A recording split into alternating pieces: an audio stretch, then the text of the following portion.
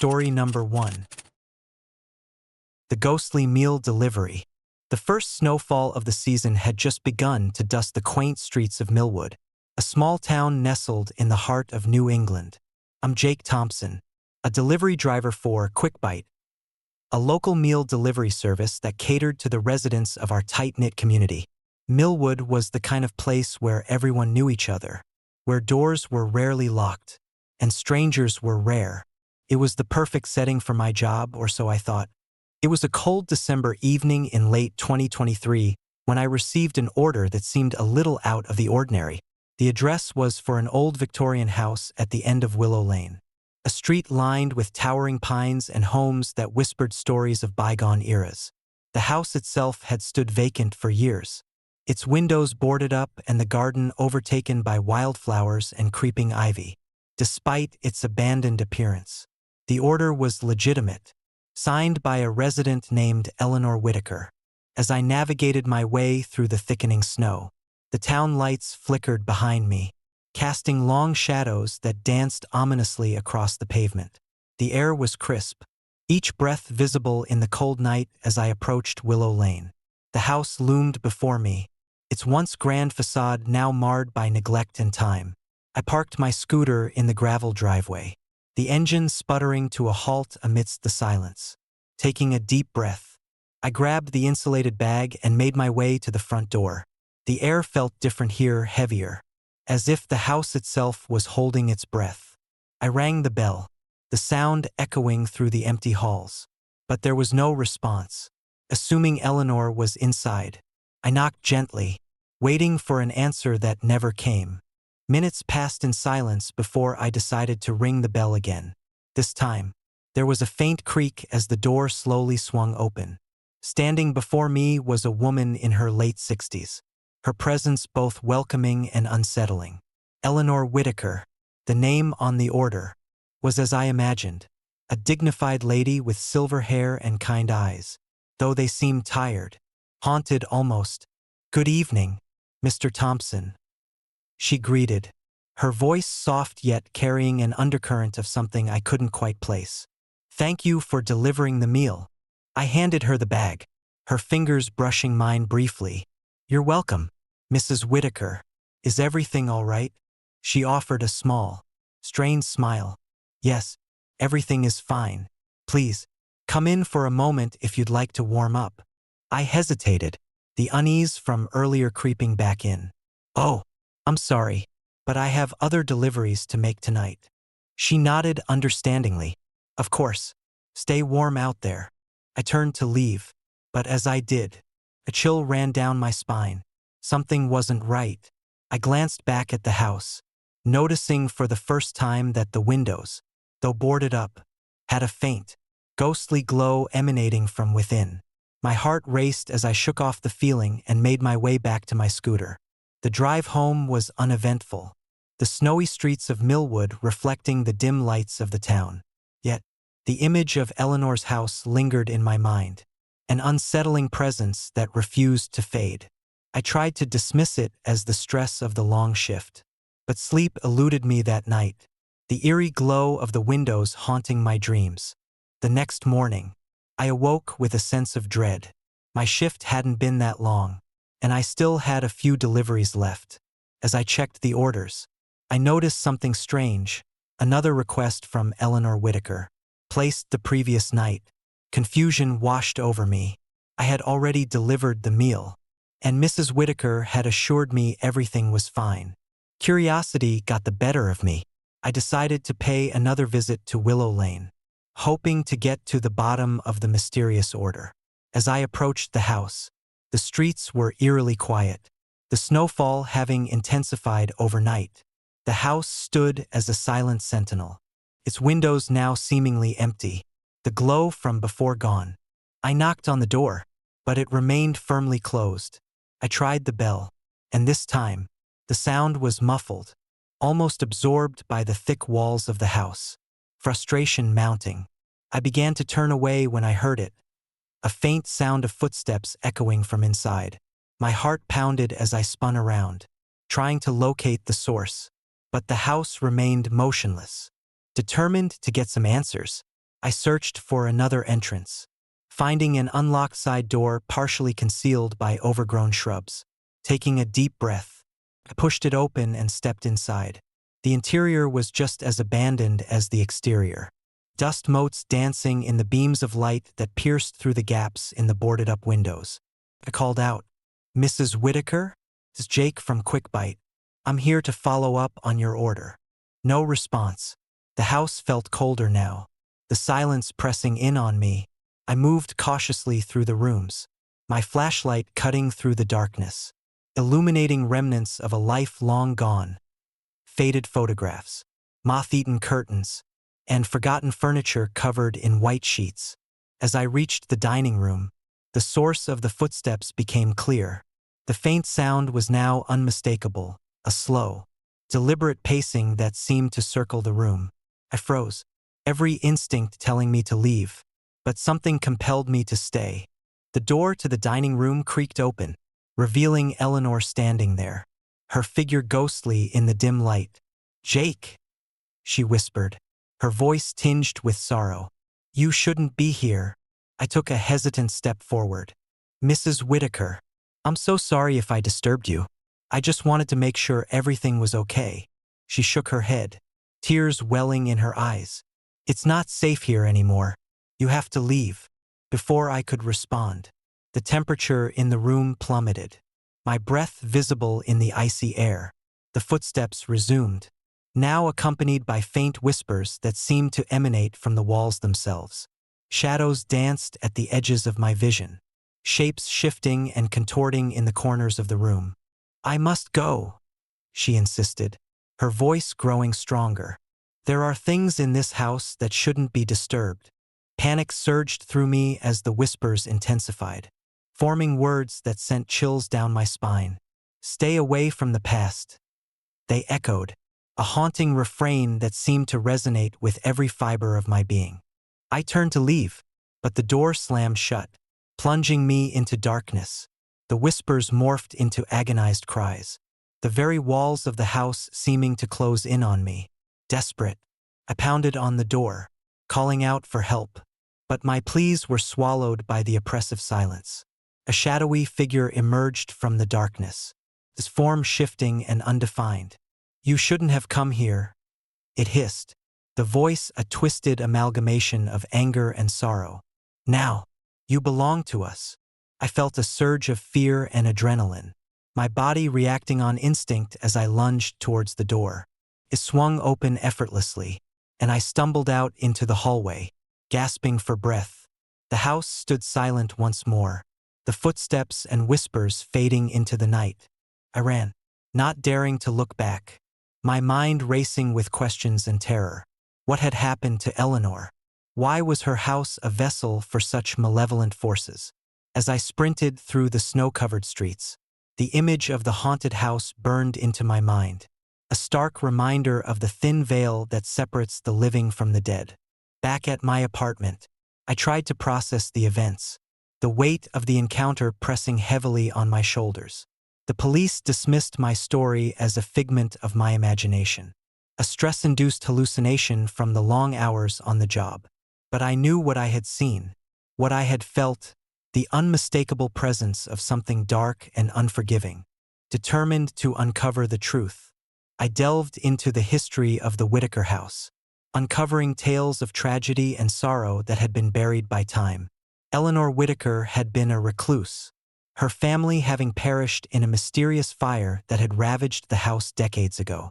The community had moved on, the horrors of that night relegated to hushed whispers and ghost stories told around campfires. But it seemed the past had a way of reaching out, of clawing its way into the present to demand acknowledgement and closure. The haunted house wasn't just a relic of sorrow, it was a conduit for the restless spirits that refused to be forgotten, their pain and anger fueling the malevolent forces that haunted its halls. I reached out to local historians and paranormal investigators, piecing together the fragments of a story that had long been silenced.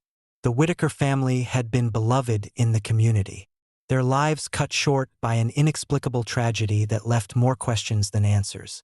Rumors of foul play had circulated, whispers of hidden secrets and unresolved vendettas that had festered in the aftermath of the fire. As I delved deeper, I began to understand the extent of the darkness that had consumed the Whitaker house. The spirits were trapped, bound by the unresolved pain and the lingering anger of a family torn apart by tragedy. Their presence was a constant reminder of the fragility of life and the enduring impact of loss and grief. One night, armed with newfound knowledge and a sense of purpose, I returned to the Whitaker house, determined to bring peace to the restless souls that lingered within its walls. The night was eerily quiet, the snow, glowing under the dim streetlights, casting long shadows that seemed to stretch towards the house like dark fingers. I approached cautiously, the weight of my mission heavy on my shoulders. This time, I wasn't just a delivery driver, I was a seeker of truth, a bridge between the living and the dead. I entered the house with reverence, my flashlight cutting through the darkness as I navigated the familiar yet now ominous rooms. The air was thick with the scent of smoke and decay, remnants of the fire that had consumed the Whitaker family years ago. As I reached the dining room, the spot where I had encountered Eleanor, I felt a presence more powerful and oppressive than before. "Mrs. Whitaker," I called out softly, my voice echoing through the vast emptiness. "I know you're here. I want to help you find peace." The room responded with a sudden drop in temperature, my breath visible as I exhaled. The shadows seemed to gather, swirling around me as if the very house was reacting to my plea. The ghostly figure of Eleanor materialized once more, her eyes filled with a sorrow that transcended the boundaries of life and death. "Why do you seek us?" she asked, her voice a haunting melody that resonated with the pain of 1,000 unspoken sorrows. "I believe your suffering isn't over," I replied, taking a step closer. "I want to help you move on, to let go of the anger and pain that bind you to this place." The whispers returned, louder and more insistent, filling the room with a cacophony of voices that seemed to come from every direction. "You shouldn't interfere," they chanted, a chorus of anguish and resentment that threatened to overwhelm me. Ignoring the voices, I continued, "There's nothing left for you here. Let us help you find the peace you deserve." Suddenly, the air grew heavy, and a powerful force pushed against me, making it difficult to breathe. I struggled to maintain my composure, focusing on my mission despite the mounting fear. The spirits of the Whitaker family began to materialize around me, their forms flickering like candles in a storm. Each ghost carried the weight of their tragic past, their eyes hollow yet yearning for resolution. As I reached out to touch Eleanor's hand, a surge of energy coursed through me, the pain of their loss searing into my very soul. Images flashed before my eyes, flames engulfing the house, screams of terror, and the final moments of a family torn apart by tragedy. The realization hit me hard. Their death had been no accident, their souls trapped by a force that thrived on their suffering. "We need justice," Eleanor whispered, her voice breaking through the turmoil. "Find the truth of our demise. Only then can we be free." Determined to honor their request, I vowed to uncover the hidden truths that had led to their untimely deaths.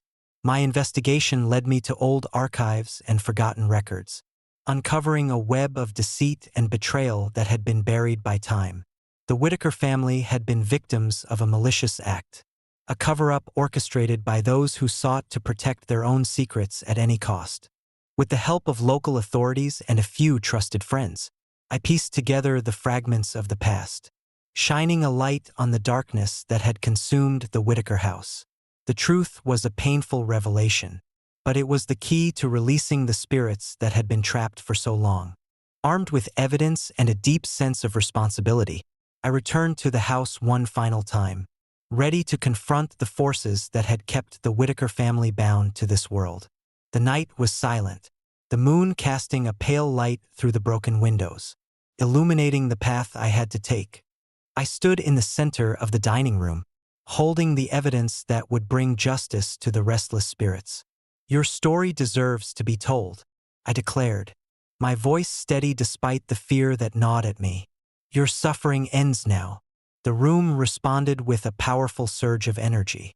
The spirits of the Whitaker family surrounding me. Their eyes filled with gratitude and relief. The oppressive darkness began to lift, replaced by a serene calm that washed over the house like a gentle tide. "Thank you," Eleanor whispered, her form glowing with a peaceful light. "Now, we can finally rest." As the last of the spirits faded into the light, the house seemed to breathe a sigh of relief. The weight of tragedy lifted from its walls. The oppressive atmosphere that had once filled the air was gone, replaced by a sense of tranquility and closure. I left the house that night with a profound sense of accomplishment and a deeper understanding of the fragile balance between life and death. The haunted house on Willow Lane was no longer a place of sorrow and torment, but a sanctuary where lost souls had found peace. In the days that followed, Millwood returned to its peaceful routine, the legend of the haunted house becoming a story of redemption and closure rather than fear and dread. The Whitaker family's tragic past was finally acknowledged and honored, ensuring that their legacy would live on in the hearts of those who knew their story. But for me, the experience left an indelible mark. I learned that sometimes, the most ordinary moments can harbor extraordinary mysteries, and that reaching out with empathy and determination can bridge the gap between the living and the dead. The ghostly meal delivery incident taught me the importance of listening to the silent cries of the past and the enduring power of compassion to heal even the deepest wounds. And every time I make a delivery in Millwood, I carry with me the memory of that night, a reminder that behind every doorstep lies a story, and sometimes, a chance to bring light to the shadows that linger in the forgotten corners of our world. Story number 2. The delivery in a haunted house. The sun had just dipped below the horizon, casting long shadows over the quiet suburban streets of Elmwood. I'm Jake Thompson, a delivery driver for Quick Bite, a popular meal delivery service in the city. It was a typical Thursday evening in late October. The air crisp with the lingering chill of autumn. The leaves had mostly fallen, leaving the trees bare and the sidewalks slick with a thin layer of rain. My shift had been uneventful so far, with regular orders from busy families and late-night workers craving a warm meal. As I navigated my way through the winding streets, my GPS guided me to the next delivery, an address that stood out among the rest. It was an old Victorian house at the end of Maple Street, surrounded by overgrown hedges and towering oak trees that seemed to guard the property. The house itself was a relic from another era, its once vibrant paint now faded and peeling, windows darkened by years of neglect. Despite its dilapidated appearance, there was something oddly inviting about it tonight. Illuminated by the soft glow of porch lights and the flickering flames of jack-o'-lanterns adorning the front steps, I pulled up to the house, my scooter's headlights cutting through the darkness. The address matched the old records, a single-family home that hadn't seen much activity in recent years. Taking a deep breath, I grabbed the steaming bag of food from my scooter and made my way to the front door. The air was still, the only sounds the distant hum of traffic and the occasional hoot of an owl perched atop the gnarled branches. I rang the bell, the sound echoing unervingly through the silent night. Moments later, the door creaked open, revealing a dimly lit foyer. An elderly woman stood before me, her face lined with wrinkles and eyes that seemed to hold 1,000 untold stories.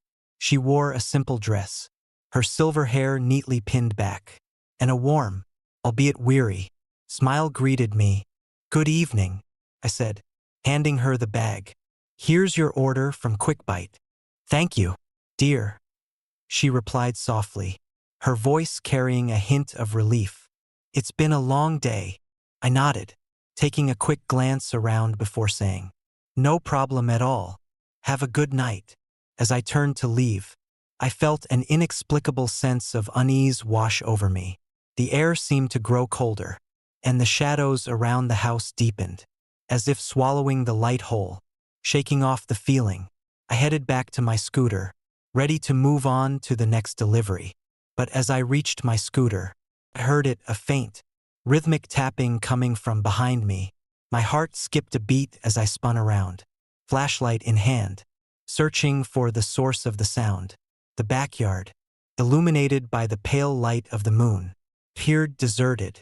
I scanned the area, my breath visible in the chilly air, but saw nothing out of the ordinary.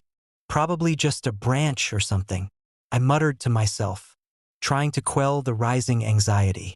But the tapping persisted, growing slightly louder and more deliberate. I took a cautious step forward, the wooden deck creaking under my weight. The sound seemed to emanate from the old greenhouse at the far end of the yard, a structure that had been abandoned for years. Curiosity piqued. I approached the greenhouse, the beams of my flashlight cutting through the darkness. The door was slightly ajar, the hinges squeaking softly as the wind pushed it open and closed. I hesitated, my instincts screaming at me to leave, but something compelled me to investigate. Stepping inside, the musty scent of decaying plants and stale air greeted me. The once vibrant glass panes were now cracked and dusty, shards glittering ominously under the beam of my flashlight. The tapping had stopped, replaced by an oppressive silence that pressed down on me, making each breath feel heavy and labored. As I moved deeper into the greenhouse, I noticed the remnants of old gardening tools and broken pots scattered across the floor. Moonlight filtered through the broken glass, casting eerie patterns on the ground. My flashlight flickered, and for a moment, everything went dark before sputtering back to life. That's when I saw it. A shadowy figure standing at the far end of the greenhouse, barely visible but unmistakably present. My heart pounded in my chest as I froze, unable to move or speak. The figure remained still, his presence unsettling and otherworldly. "Hello," I whispered, my voice trembling. "Is someone there?" The figure didn't respond, but the air around me grew colder, the temperature dropping several degrees in an instant. I felt a chill run down my spine, my skin prickling with the sensation of being watched. Summoning every ounce of courage, I took a step forward, trying to make sense of what I was seeing. As I approached, the figure began to coalesce into a more defined form, a woman in a flowing dress, her hair cascading down her shoulders like a dark waterfall. Her eyes were hollow, empty voids that seemed to gaze straight into my soul, and her mouth was slightly parted, as if she was trying to speak but no sound came out. "Who are you?" I demanded, my voice steadier now but still edged with fear. The woman remained silent, her gaze unwavering. I took another step, my flashlight revealing more of her ethereal form. She floated inches above the ground, her presence both mesmerizing and terrifying.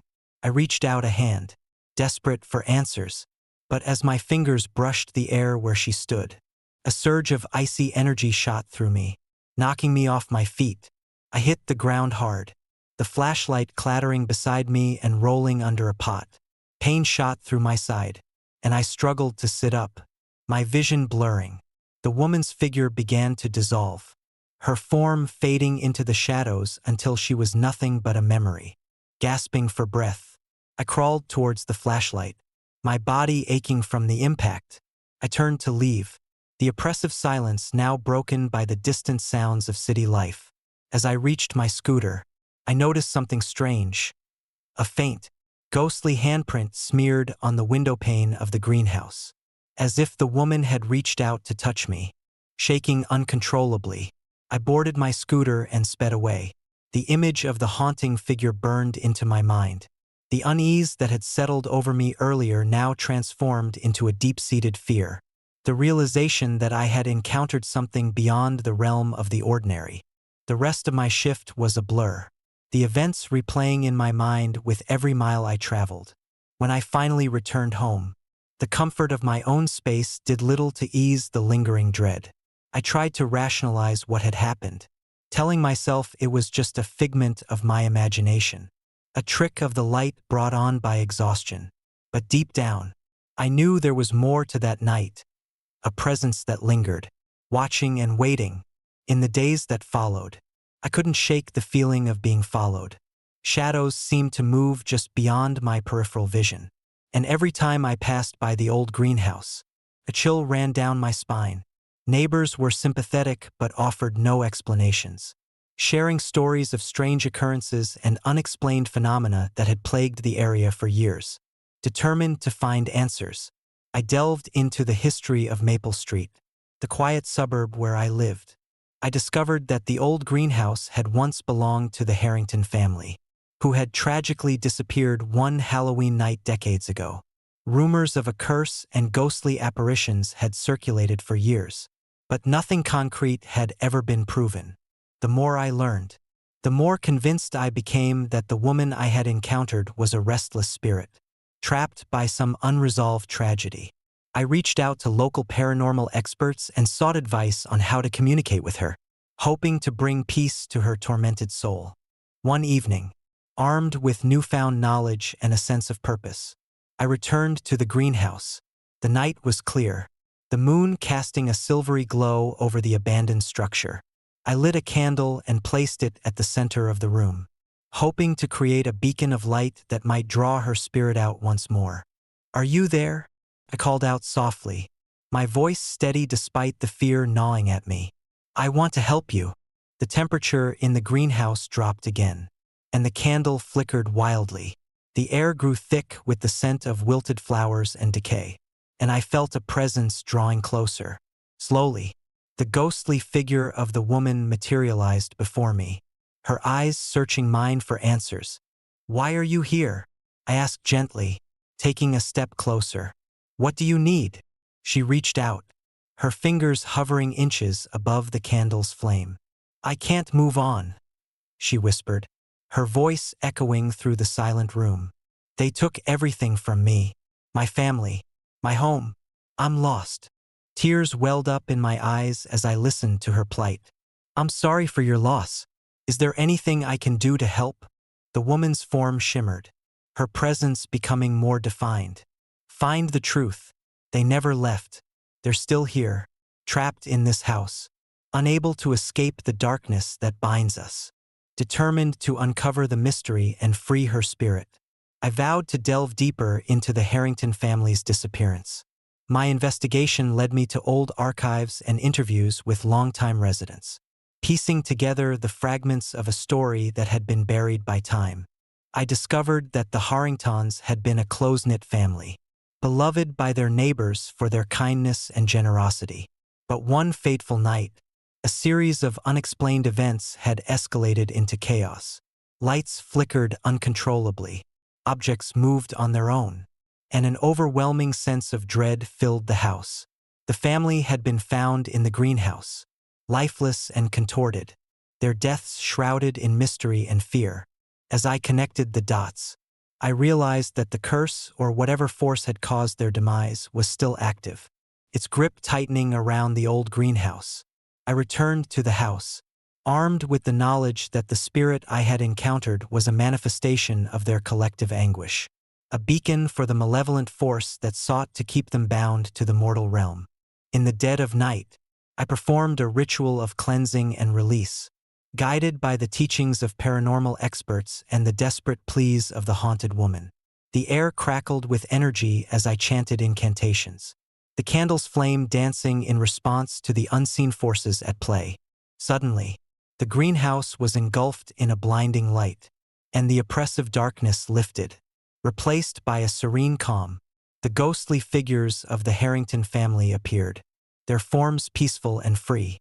The woman who had first reached out to me smiled, her eyes filled with gratitude and relief. "Thank you," she whispered, her voice now soft and melodious. "We can finally rest."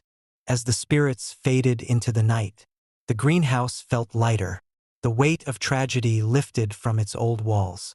I stood there, breathless and overwhelmed, knowing that I had played a part in bringing peace to lost souls long tormented by their untimely demise.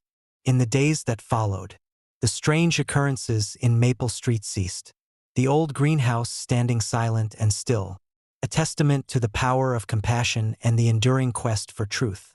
Life in the neighborhood returned to its peaceful routine, the memory of the haunting fading into the background like a distant echo. But for me, the experience left an indelible mark. I learned that sometimes, the most ordinary moments can harbor extraordinary mysteries. and that reaching out with kindness and understanding can bridge the gap between the living and the dead. The delivery in a haunted house became more than just a job. It was a journey into the heart of darkness and the light that can emerge from the shadows. And every time I pass by that old greenhouse, I remember the night when courage and empathy triumphed over fear and the unknown, reminding me that even in the quietest of places, the echoes of the past can shape our present in ways we never imagined. Story number 3. The suspicious delivery. The night air in Maplewood was crisp, carrying the faint scent of pine and the distant hum of the city beyond our quiet suburban enclave. I'm Sarah Mitchell, and living in this peaceful neighborhood was everything I had ever wanted. My husband, Tom, and I had moved here 3 years ago, drawn by the promise of tranquility and the promise of raising our 2 children in a safe, serene environment. Little did we know, our idyllic life was about to be disrupted by something far more sinister. It was a typical Friday evening in late November. The sky was overcast, the sun having set hours ago, leaving the streets cloaked in darkness save for the soft glow of streetlights and the occasional porch light flickering through curtained windows. I had just finished preparing dinner, the aroma of roasted vegetables and baked chicken filling our cozy home. Tom was on his way back from work, as usual, while the kids, Emma and Jack, were busy with their homework upstairs. Around 7:45 p.m., the doorbell rang, slicing through the calm of the evening. I glanced at the clock and saw it was still early enough for our usual dinner delivery. Smiling, I walked over to answer the door. Standing there was Jake, our regular delivery driver, holding a brown paper bag. "Hey, Sarah, your order from Bella's Italian was delivered," he greeted, his face friendly and familiar. "Thanks, Jake," I replied, taking the bag and signing for the delivery. "Have a good night." Jake nodded and began to turn away, but I noticed something odd. His eyes lingered on our house a moment longer than necessary, and his smile didn't quite reach them. Shrugging it off, I returned to the kitchen to call out for Tom to bring the meal inside. As I placed the food on the dining table, I couldn't shake the feeling that something was off about Jake. Maybe it was just my imagination, fueled by the stress of the past few weeks, but there was an unsettling aura about him that evening. I decided to dismiss it as nothing and called out to Tom. "Tom, dinner's ready," he responded from the living room, his voice carrying down the hallway. "Great, I'm just about home." Minutes later, the front door swung open, and Tom stepped inside, shedding his coat and hanging up his keys. He gave Jake a quick nod and took a seat at the table, unaware of the lingering tension that had settled over our household. After dinner, as we settled into the living room, the unease didn't fade. I kept glancing out the window, half expecting to see Jake still lingering there. But the street was empty. Tom, noticing my distracted behavior, reached out and squeezed my hand. "Everything okay?" I nodded, forcing a smile. "Yeah, just a bit tired." But as the evening wore on, the feeling of being watched only intensified. Every creak of the house seemed amplified. Every shadow at the edge of my vision flickered with a life of its own. I tried to rationalize it, telling myself it was just the stress catching up with me. Still, sleep eluded me, the tension coiling tighter with each passing hour. Around midnight, a loud knock echoed through the house, startling me from my restless thoughts. I glanced at Tom, who looked equally puzzled. "Who could that be at this hour?" he wondered aloud. I grabbed a flashlight and cautiously approached the front door, Tom following close behind. To our surprise, Jake was standing on our doorstep again, his expression now serious and devoid of his usual warmth. "Jake, what are you doing here?" Tom asked, concern evident in his voice. Jake hesitated for a moment before responding. "I need to talk to you, Sarah. It's important." Before either of us could react, the lights in the house flickered and dimmed, plunging us into semi-darkness. The air grew cold, the temperature dropping several degrees in an instant. An eerie silence enveloped us, broken only by the distant sounds of the city. "Let me in, Jake," I urged, my voice wavering. "What's going on?" He stepped forward, his eyes darting nervously between us and the window. "It's not safe here. You need to come with me." Before we could process his words, a violent gust of wind blew through the open door, rattling the windows and sending shivers down our spines. Jake's figure began to blur, his form flickering like a malfunctioning screen. "What's happening?" Tom demanded, his protective instincts kicking in. But before we could get answers, Jake vanished, leaving behind a lingering sense of dread. We stood there, bewildered and terrified, as the room plunged into complete darkness. The only light came from the flashlight I held, casting long, distorted shadows on the walls. Desperate for answers, I called the police, reporting Jake's bizarre behavior and sudden disappearance. They arrived quickly, their presence bringing a semblance of normalcy to the chaos that had erupted in our home. Officers searched the perimeter, but there was no sign of Jake or anyone else.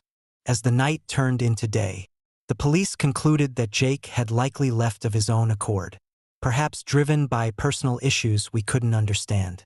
We returned to our daily routines, but the experience left an indelible mark on our family.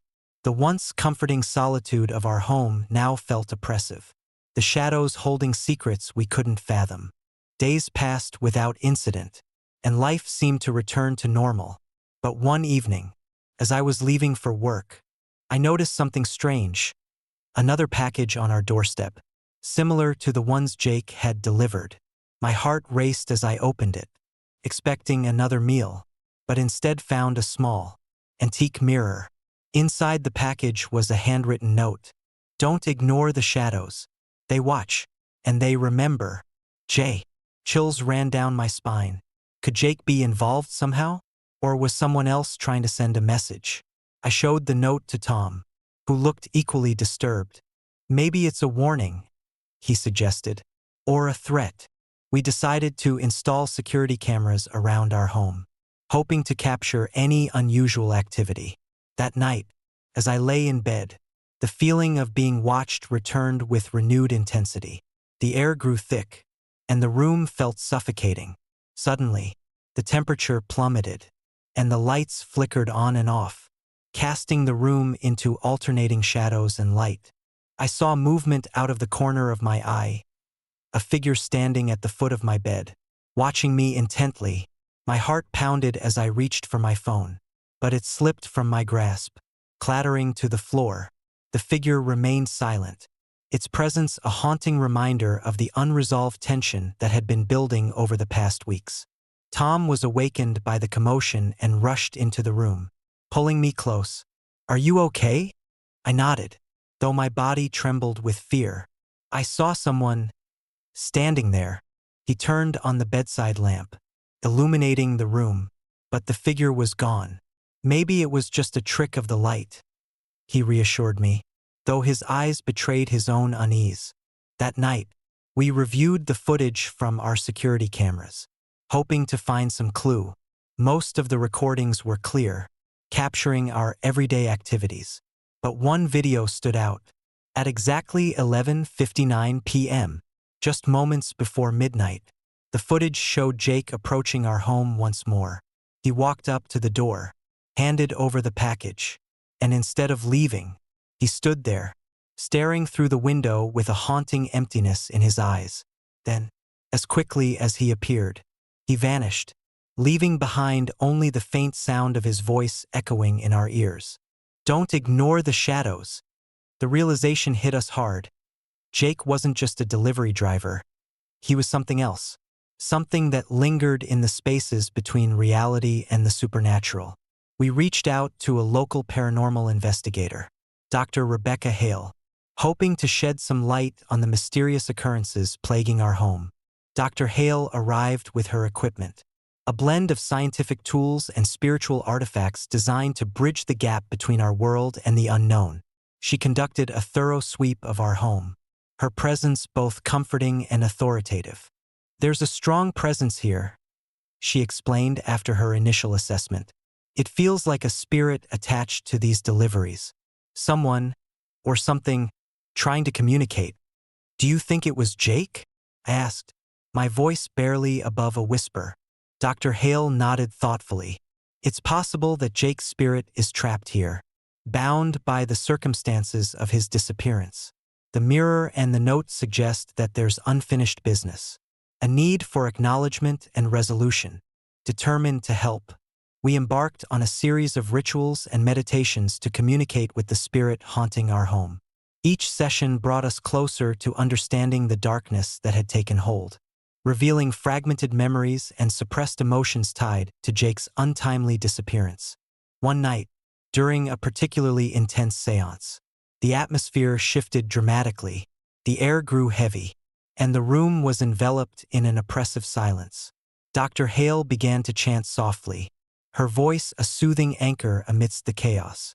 Suddenly, the temperature plummeted, and the lights flickered violently. A shadowy figure materialized before us, its form indistinct yet undeniably present. It was Jake, or what remained of him, a ghostly apparition with hollow eyes and a sorrowful expression. "Why are you here?" I demanded, my voice shaking with a mix of fear and determination. The figure extended a translucent hand towards me, its gesture both pleading and sorrowful. "I didn't mean to scare you. I was forced. They took everything from me." Dr. Hale stepped forward, her voice gentle but firm. "We're here to help you, Jake. Tell us what happened." Through a series of flashes and fragmented thoughts, the story unfolded. Jake had been coerced by a local gang involved in extortion, forced to deliver meals laced with dangerous substances to control the residents of Maplewood. When he resisted, they attacked him violently, leaving him for dead. His spirit, filled with rage and sorrow, was trapped by the lingering fear and unresolved pain. As Jake relayed his tragic tale, the room seemed to grow darker, the shadows pressing in closer. "They won't stop until I comply," he whispered, his voice echoing in the confined space. "We need to bring them to justice," Tom declared, his protective instincts igniting. "You deserve peace." With Dr. Hale's guidance, we devised a plan to expose the gang's activities. Using the evidence we had gathered from the surveillance footage and Jake's fragmented memories. It was a risky move, but the safety and peace of our neighborhood depended on it. One evening, armed with the necessary information, we contacted the authorities, sharing every detail of our investigation. The police, now armed with concrete evidence, launched a coordinated operation to dismantle the gang's operations in Maplewood. The raid was swift and decisive, catching the criminals off guard. As the perpetrators were led away in handcuffs, the oppressive atmosphere that had haunted our home began to lift. Jake's spirit, no longer bound by fear and anger, peered one final time, a serene smile replacing the sorrow in his eyes. "Thank you," he whispered, his voice now filled with peace. "I can finally rest." With those final words, Jake faded into the light, his presence dissolving into the calm that now enveloped our home. The shadows receded, and a sense of tranquility settled over Maplewood, as if the town itself breathed a sigh of relief. In the aftermath, life returned to normal, but the experience left an indelible mark on me. I became more attuned to the unseen forces that lingered in the corners of our world, understanding that sometimes the most profound horrors lie not in the external threats, but in the unresolved pain and the ghosts of the past seeking closure. The suspicious delivery incident taught me the importance of facing fears head-on, the power of resilience, and the enduring strength of community in the face of darkness. As I sit in my now peaceful home, surrounded by the warmth of my family, I am reminded that even in the quietest of neighborhoods, shadows can lurk, waiting for their stories to be told and their spirits to be set free. And every time I hear the doorbell ring, I no longer feel the same sense of unease. Instead, I greet each delivery with a newfound understanding and respect, knowing that behind every package lies a story, and sometimes, a plea for peace from the shadows that watch over us all. Story number 4. The robbery that went wrong. The neon lights of Chicago's Loop cast a garish glow onto the slick streets below, reflecting off puddles left by an earlier rain. My name is Mike Donovan, and I work as a food delivery driver for City Bites. It's a job that suits me: flexible hours, decent pay, and the freedom to navigate the city's maze on my trusty scooter. But that freedom would soon be shattered by an encounter that would haunt me for years to come. It was a chilly Friday evening in late October, the kind where the wind bites just enough to remind you that winter is on its way. I had just finished a long shift, my scooter laden with the evening's orders. The restaurant had been busy, and I was looking forward to heading home to my small apartment in Lincoln Park. As I navigated through the bustling streets, the city's energy pulsed around me: honking horns, distant sirens, and the murmur of late-night conversations blending into a familiar symphony. Around 9 p.m., I received an order from a nondescript address on the south side of the city. The building was old, its brick facade worn by time and weather. I shrugged, figuring it was just another regular delivery. Little did I know, this drop-off would be anything but ordinary. As I approached the apartment, a black van pulled up beside me, the engine idling ominously. Two men stepped out, their faces obscured by the shadows of their hooded jackets. My heart pounded as I realized something was off. They didn't look like regular customers. There was a hardened, menacing aura about them. "Evening, Mike," one of them said, his voice rough like gravel. "Got your order right here." I hesitated, sensing the tension thick in the air. "Yeah, here's your delivery," I replied, handing over the bag. But instead of taking it, the man snatched it from my hand, his grip tight and unyielding. "Not here, not tonight," he growled, glancing around nervously.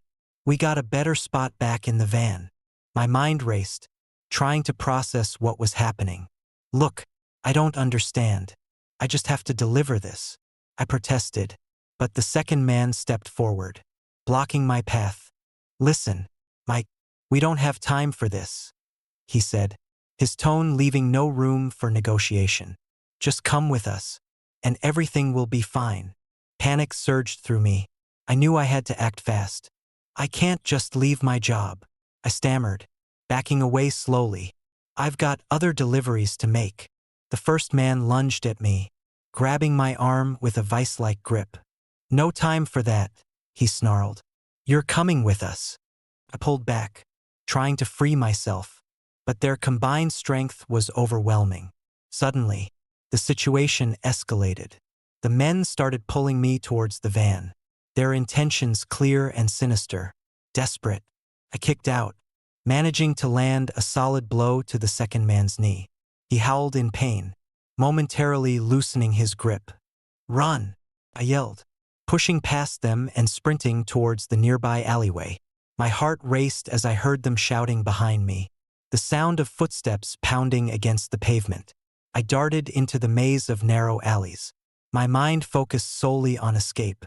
But the city, usually my ally, now felt like a labyrinth designed to trap me. I stumbled, my breath coming in ragged gasps as I tried to find my way back to the main streets. The men were relentless, their pursuit unwavering.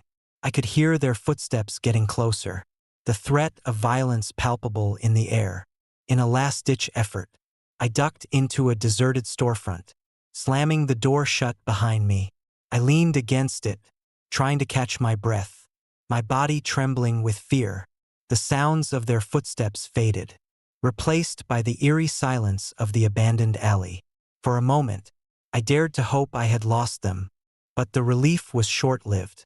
Just as I began to calm down, the door handle rattled violently, and the men burst through, their faces twisted with anger and malice. "Thought you could escape, huh?" The first man sneered, pulling out a knife that gleamed ominously in the dim light. My mind raced, searching for any means of defense, but my body was frozen with terror. "Please, I don't want any trouble," pleaded, my voice barely above a whisper. "Too late for that." The second man spat, advancing towards me. "You should have cooperated." Before I could react, a searing pain shot through my side as the knife found its mark. I cried out, collapsing to the ground as the men loomed over me, their intentions clear.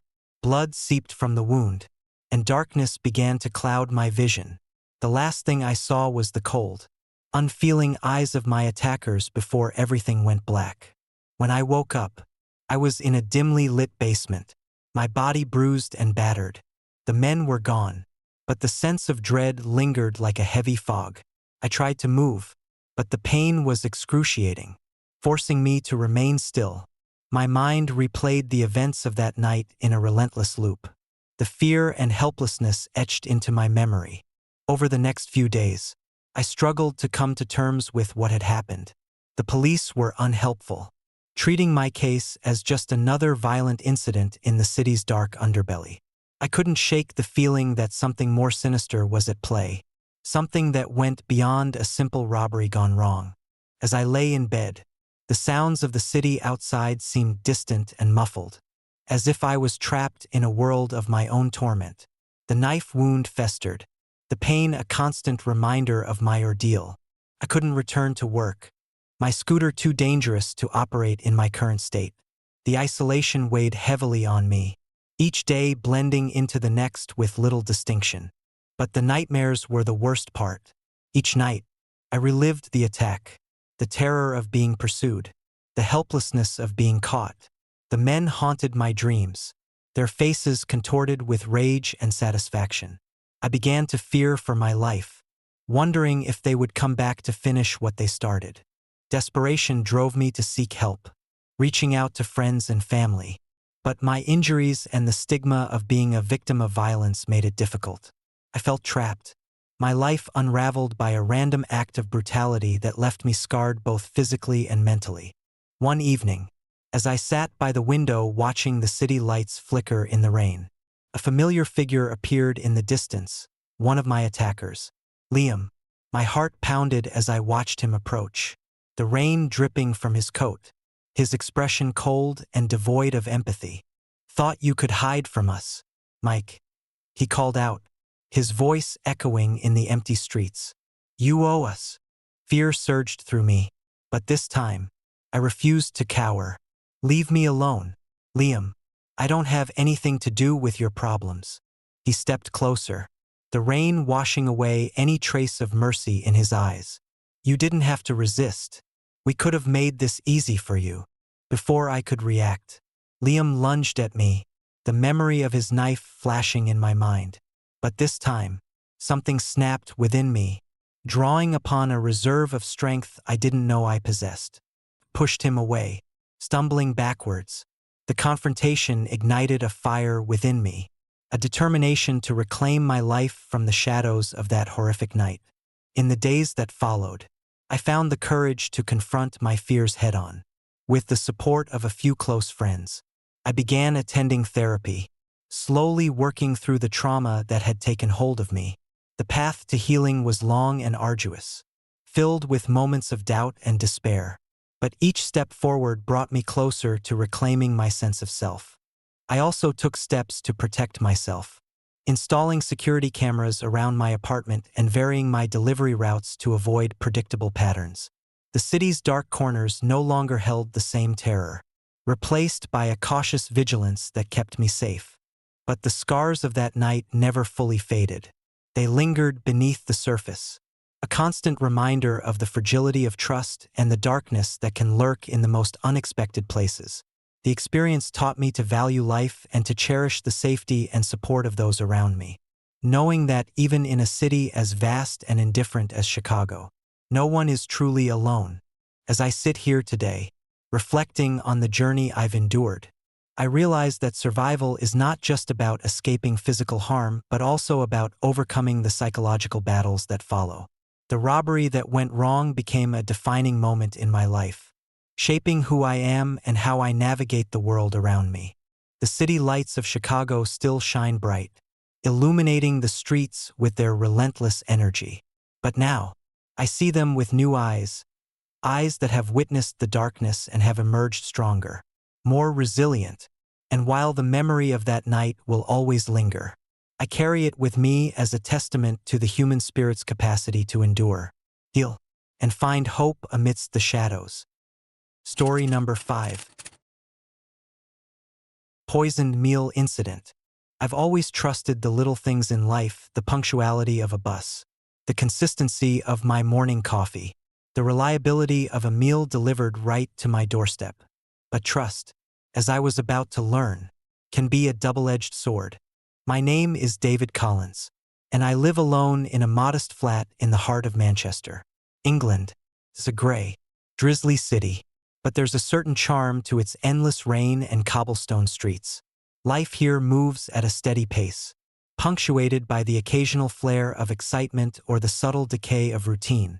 I work as a freelance graphic designer, a job that affords me the flexibility I crave but often leaves me isolated. On a particularly busy Thursday evening in early April, exhaustion settled into my bones like a second skin. My latest project, a series of promotional materials for a local bookstore, had consumed my entire week. I decided to order dinner from Urban Eats, a popular meal delivery service known for its efficiency and diverse menu. Scrolling through the app, I settled on a hearty beef stew with a side of garlic bread, something comforting to cap off a long day. The order was placed at 7:30 p.m., and the estimated delivery time was 30 minutes. As the clock ticked away, my hunger grew alongside my fatigue. By 8:15 p.m., the knock on my door signaled the arrival of my much-anticipated meal. I grabbed the bag, thanked the delivery driver, a young man named Liam, and settled back into my chair to enjoy my dinner. The beef stew was rich and savory, the aroma filling my small kitchen with a sense of warmth. I took my first bite, savoring the tenderness of the meat and the robustness of the broth. It was exactly what I needed to unwind. But within minutes, a wave of nausea washed over me, followed by a tightness in my chest that made breathing difficult. Panic set in as I struggled to sit upright. My vision blurred, and dizziness took hold. I fumbled for my phone, dialing emergency services with trembling fingers. The operator's calm voice was a stark contrast to the chaos enveloping me. "Sir, please try to remain calm. Help is on the way." As I waited for the ambulance, the world around me seemed to tilt and spin. Thoughts raced through my mind. Had I eaten something bad? Could it have been contaminated? My stomach churned violently, and my breaths became shallow gasps. The paramedics arrived swiftly, ushering me into the back of the ambulance. They administered oxygen and started an 4-drip as we sped through the slick streets of Manchester. The ride felt interminable, each second stretching into an eternity as my body fought against the toxins coursing through my system. At the hospital, doctors worked tirelessly to stabilize me. Blood tests revealed the grim truth. My meal had been laced with a potent poison. The realization hit me like a freight train. Someone had intentionally tampered with my food. Fear and anger surged through me. Who would want to harm me, and why? The police were notified, and an investigation was launched immediately. I was interrogated extensively, recounting every detail of my evening. Liam, the delivery driver, was questioned first. He seemed genuinely confused and horrified by the accusation. "I didn't do anything, I swear," he insisted, his eyes wide with fear. "I just follow the route, drop off the orders, and leave." Despite his pleas, suspicion lingered. I couldn't shake the feeling that something was terribly wrong. As days turned into weeks, the investigation hit dead ends. There were no signs of forced entry or personal items taken from my flat. It was as if the attack had been a calculated move, meticulously planned to leave no trace. Frustration and fear gnawed at me. I started to notice odd things.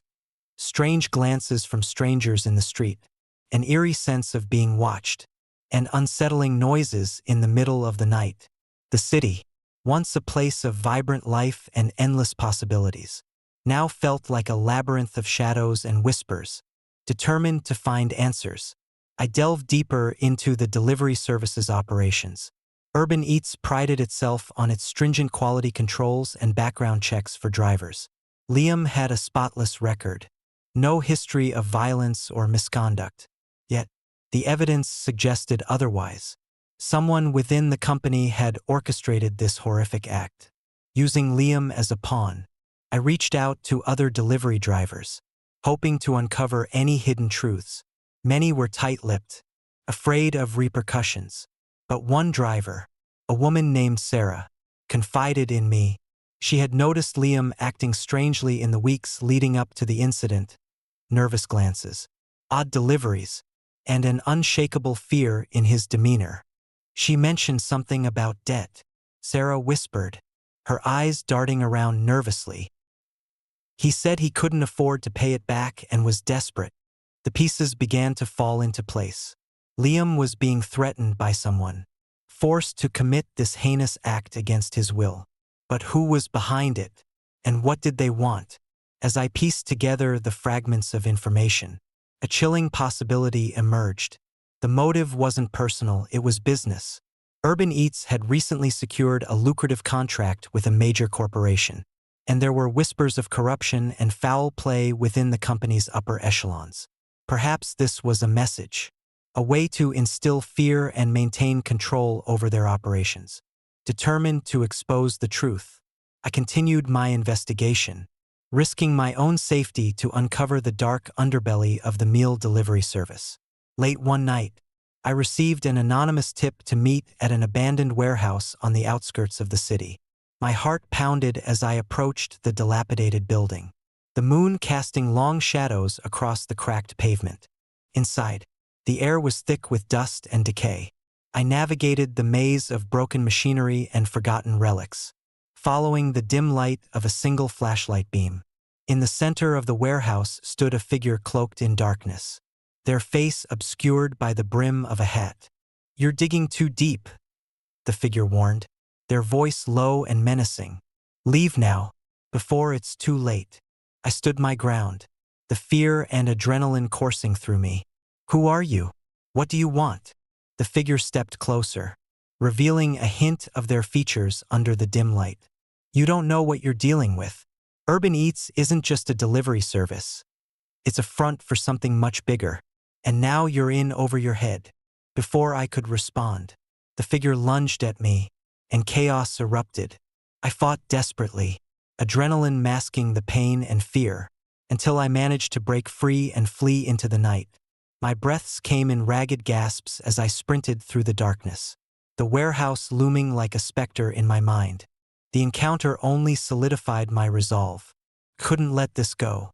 The truth had to come out, no matter the cost. With the help of Sarah and a few trusted friends, we gathered evidence, meticulously documenting every piece of corruption and every thread of deceit that tied Urban Eats to the sinister forces at play. Our efforts culminated in a daring exposé, published in the local newspaper and shared across social media. The revelation rocked the city, leading to arrests and the dismantling of the corrupt network within Urban Eats. Liam was freed from his captors, though the scars of his ordeal remained etched into his soul. But even as justice was served, the shadows lingered. I couldn't shake the feeling that something dark still watched from the corners of my vision, that the nightmares I endured were far from over. The city of Manchester, with all its vibrant life and hidden darkness, had become a battleground between the innocent and the malevolent. In the aftermath, I tried to rebuild my life, but the memory of that night haunted me. The trust one once placed in the simple act of ordering a meal was forever shattered, replaced by a wary vigilance that kept me awake long into the night. The city lights, once a symbol of hope and opportunity, now seemed like watchful eyes, ever vigilant and unyielding. I learned that trust is a fragile thing, easily broken and hard to rebuild. But I also discovered a resilience within myself, a determination to protect those I care about and to fight against the darkness that seeks to consume the light. The poisoned meal incident was a stark reminder that evil can lurk in the most mundane of places, waiting for the perfect moment to strike. As I sit in my apartment now, the rain tapping against the windows, I reflect on the events that changed my life forever. The shadows of Manchester still dance in my mind, a constant reminder of the night when trust turned to terror and the ordinary became the conduit for the extraordinary horror that lies just beneath the surface. And so, I continue to navigate the city's maze, always alert, always cautious, knowing that in a place as vast and enigmatic as Manchester, the line between safety and danger is razor thin, and the darkness never truly sleeps. Story number 6. The Stalker Delivery Driver. I never thought a simple meal delivery could turn into a nightmare, but that's exactly what happened to me. My name is Emily Turner, and I live alone in a cozy apartment in downtown Los Angeles. It's a bustling city, always awake, always moving, but sometimes, amidst the chaos, shadows linger longer than they should. It started innocently enough. During one particularly grueling week at work, I ordered takeout almost every night. The convenience was a blessing, no cooking, no cleaning up. The driver, a young man named Jake, always seemed friendly. He'd flash a bright smile, hand over the food, and disappear into the night. There was nothing unusual about our interactions, nothing to hint at the darkness that was about to unfold. One Friday evening, after a long day of meetings and deadlines, I was exhausted. I ordered my usual chicken Alfredo from a nearby Italian restaurant.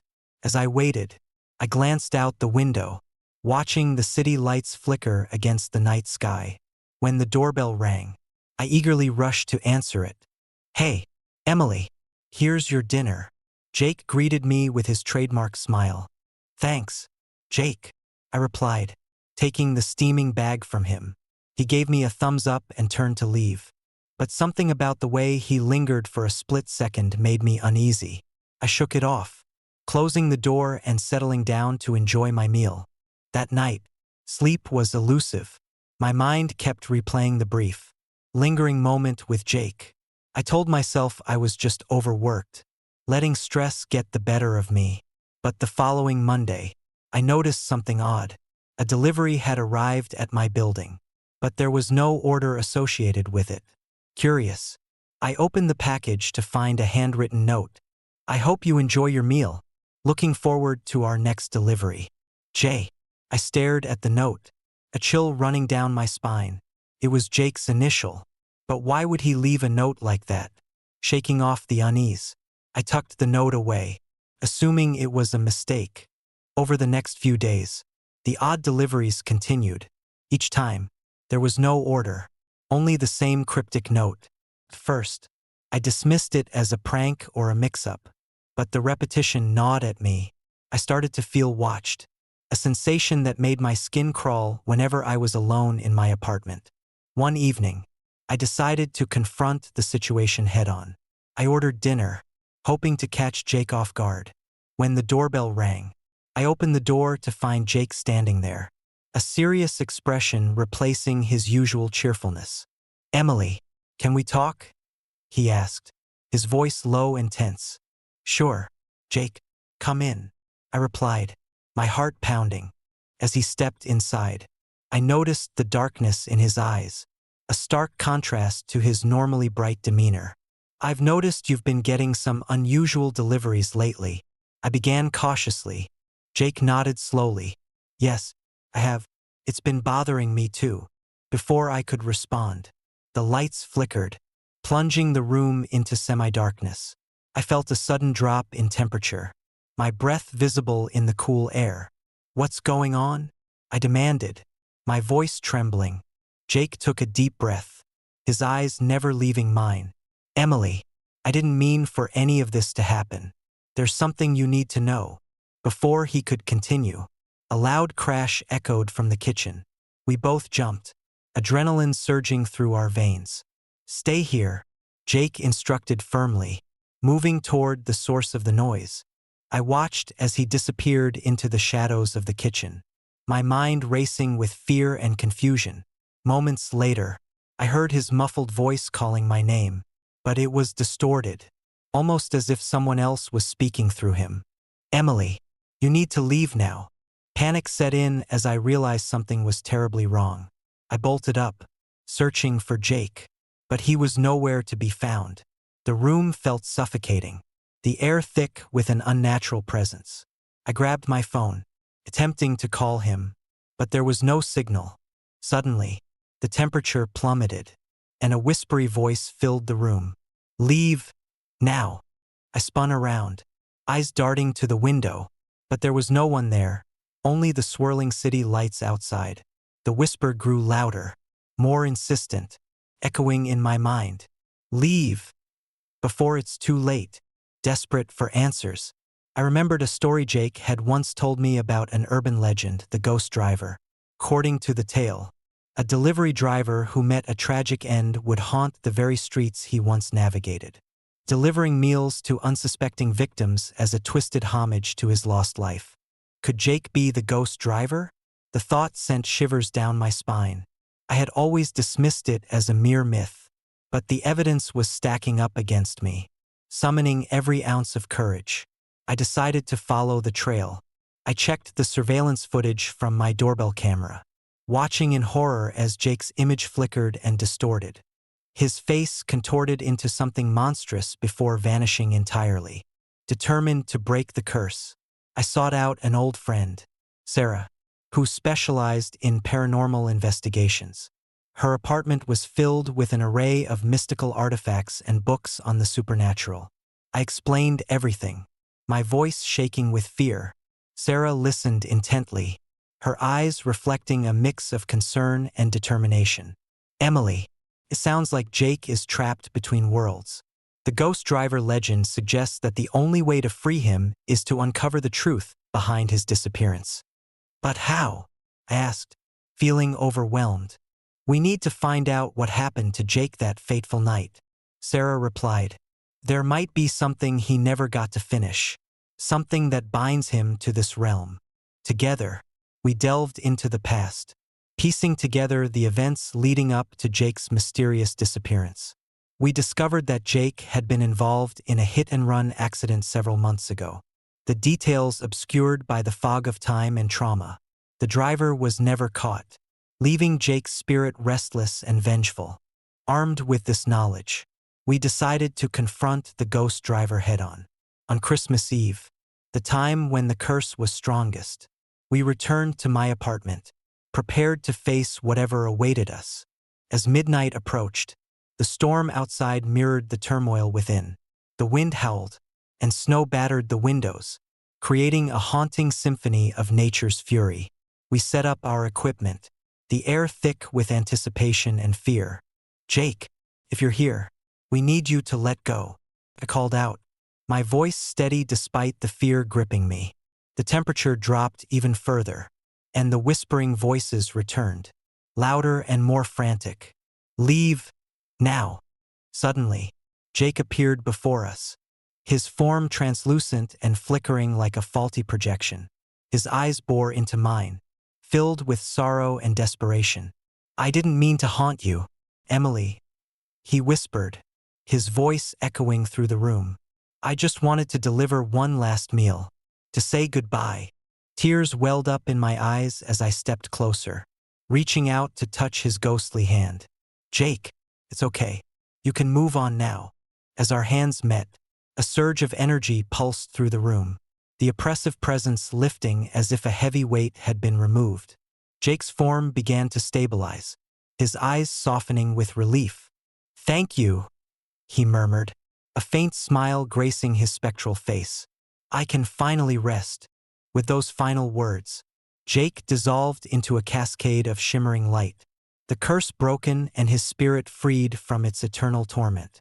The storm outside began to subside, the winds calming as dawn approached, painting the sky with hues of pink and gold. In the days that followed, the deliveries ceased entirely. The mysterious packages were never seen again, and the sense of being watched lifted from my life. I felt a profound sense of peace, knowing that Jake was no longer trapped in the shadows, his soul finally at rest. But the experience left an indelible mark on me. I learned that sometimes, the most terrifying horrors are born from tragedy and unresolved pain. And in helping Jake find peace, I discovered the strength to confront my own fears and the importance of compassion. Even in the face of the unknown, Evergreen Falls moved on, the legend of the ghost driver becoming just another tale in the city's rich tapestry of stories. But for me, the memory of that night remained vivid. A chilling reminder of the thin veil that separates our world from the next and the enduring power of the human spirit to heal and forgive. Story number 7. The delivery driver who disappeared. I never imagined that a routine night shift delivering food in the sprawling maze of New York City could turn into a nightmare that would haunt me for years. My name is Ethan Miller, and I've been a delivery driver for Urban Eats for the past 3 years. The city's ceaseless energy, its towering skyscrapers, and the endless stream of people have always fascinated me. But nothing could have prepared me for what happened on that fateful night in early spring 2024. It was a chilly Thursday evening, the kind where the lingering winter cold still bites at your skin despite the promises of warmer days ahead. I was finishing up my shift, having already completed dozens of deliveries. My favorite part of the job was the late-night solitude, the city lights reflecting off puddles on the streets, and the quiet moments between the chaos. I received an order from a high-rise apartment building in Midtown Manhattan. The address was 437 Lexington Avenue, apartment 12B. It wasn't unusual to deliver to that area. In fact, it was one of the busier spots. As I navigated through the crowded streets, the city's lights blurred past my windshield, and the hum of traffic provided a constant backdrop to my thoughts. Apartment 12B was located on the 20th floor, and I parked my car in the designated area before making my way to the entrance. The building was sleek and modern, with a doorman who greeted me with a polite nod. "Good evening, Mr. Miller. Your package for apartment 12B," he said, taking the delivery. "Thank you, Mike," I replied, accepting the bag with a nod. "Have a good night. Enjoy your night off," he added with a friendly smile. I made my way up to the 20th floor, the elevator ride feeling longer than usual. When the doors opened, I stepped into the quiet hallway and knocked gently on the door labeled 12B. There was no immediate response, so I tried again, a bit louder this time. After a few moments of silence, the door swung open, revealing a dimly lit apartment. A middle-aged man with disheveled hair and tired eyes stood before me, his expression guarded. "You must be Mr. Miller," he said, his voice hoarse. "I've been expecting you." I handed him the bag, but he hesitated before taking it. "Thanks," he muttered, closing the door quickly. There was something unsettling about him, an air of desperation that lingered in his movements. As I turned to leave, I glanced back to see him staring out the window, his eyes distant. "Everything okay?" I asked, concern evident in my voice. He didn't respond, merely shook his head and returned to the apartment. I shrugged it off, assuming he was having a rough night, and headed back to my car. A few days later, the news hit our office like a tidal wave. John Davis, one of our most reliable drivers, had disappeared while on a delivery to the same apartment building. It was a shocking revelation, and the details that followed were even more disturbing. A week after his disappearance, John's body was found in a dumpster behind the building, mutilated beyond recognition. The scene was gruesome, with signs of a violent attack that suggested he had been overpowered and left there to rot. The police were tight-lipped, but rumors began to swirl. Some speculated that John had been targeted by a criminal gang involved in the drug trade. Others thought he might have been a victim of a disgruntled customer. But there was an underlying sense of something more sinister at play, something that defied logical explanation. As John's best friend and a fellow delivery driver, I couldn't shake the feeling that there was more to the story. I knew John well. He was meticulous, always careful with his deliveries, and never let anything distract him on the job. The apartment in question was known for its affluent residents, but John had never mentioned anything unusual about his deliveries there. Driven by a mix of grief and determination, I decided to investigate. I started by retracing John's last known route, visiting the apartment building to see if I could find any clues that the police might have overlooked. The doorman, Mike, was visibly shaken by the news, John was a good guy, Mike said, shaking his head. He never seemed to have any problems. I can't believe something like this happened. I nodded, trying to mask my own sorrow. Do you remember anything unusual about his last delivery? Any interactions that seemed out of the ordinary? Mike thought for a moment before responding. He did seem a bit on edge that night, more than usual, but he didn't say much about it, just that something didn't feel right. I thanked him and made my way to apartment 12B. The lobby was still the same, but the atmosphere had shifted. What was once a bustling hub of activity was now somber and quiet, overshadowed by the tragedy that had unfolded within its walls. I pressed the call button for the 20th floor, and after a few moments, the door opened to reveal a security guard. "Can I help you?" he asked. "I'm looking into John Davis's disappearance," I explained. "He was delivering to apartment 12B a week ago. Have you noticed anything unusual?" The guard hesitated before answering. There were some strange deliveries that night. Packages arrived that weren't part of any regular orders. We had to refuse a few, but John said he'd left them with the residents. I frowned, remembering John's uneasy demeanor during his last delivery. "Do you have a list of those deliveries?" The guard nodded and handed me a logbook. As I scanned through the entries, one package stood out, marked with intricate symbols that I didn't recognize. It was signed by a Mr. H. and dated the night John disappeared. Intrigued, I decided to dig deeper into Mr. H. I found that he was a known art collector with ties to some of the most obscure and avant-garde artists in the city. His reputation was shadowed by rumors of illegal activities, though nothing concrete had ever been proven. My investigation led me to a small, out-of-the-way gallery in the Lower East Side, where I hoped to find more information about Mr. H. The gallery was dark and quiet, the kind of place that thrived on secrecy and exclusivity. I approached the front desk and asked to speak with the owner. The receptionist, a stern woman with sharp features, looked me up and down before nodding. "Mr. H. is a regular here. Let me see if he's available." After a brief wait, a man emerged from a back office, a tall figure with piercing eyes and an air of authority. "Can I help you?" he asked, his voice smooth but edged with caution.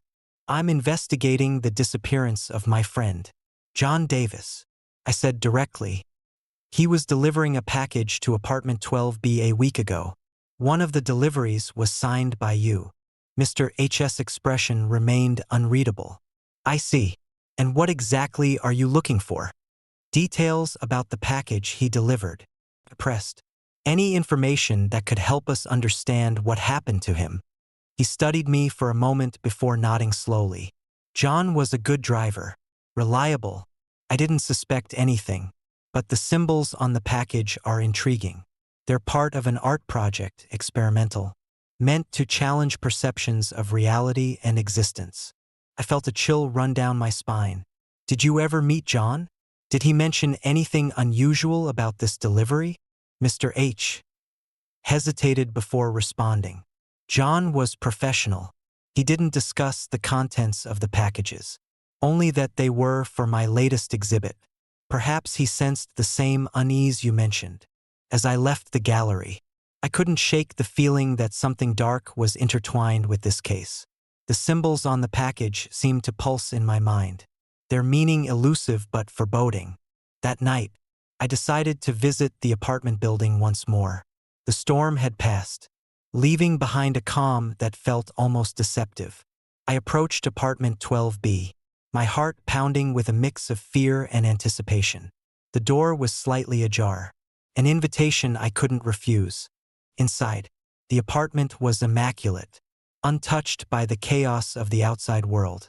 I began searching for any signs that could explain John's disappearance.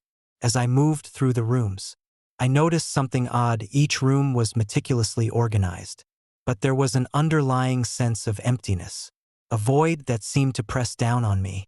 In the living room, I found a small, ornate box hidden beneath the coffee table. It was identical to the one John had delivered, marked with the same intricate symbols. My hands shook as I opened it, revealing a series of cryptic notes and sketches that depicted twisted, abstract forms. Forms that seemed to shift and change as I stared at them. Suddenly, the room grew cold, the temperature dropping dramatically, the lights flickered, and the whispers began again, faint but unmistakable. "Leave now. It's not safe," the voices echoed, blending with the remnants of the earlier storm. I felt a presence in the room, an invisible force watching my every move. Panic surged through me as I tried to make sense of the supernatural elements now entwined with this case. Was John's disappearance the result of human cruelty? Or had something far more sinister been unleashed by those experimental symbols? Desperate for answers, I reached out to Dr. Laura Simmons, a colleague with expertise in cryptography and ancient symbols. Together, we examined the sketches and notes, unraveling the complex meanings behind the symbols. What we discovered was chilling, a combination of ancient runes and modern abstract art, designed to pierce the veil between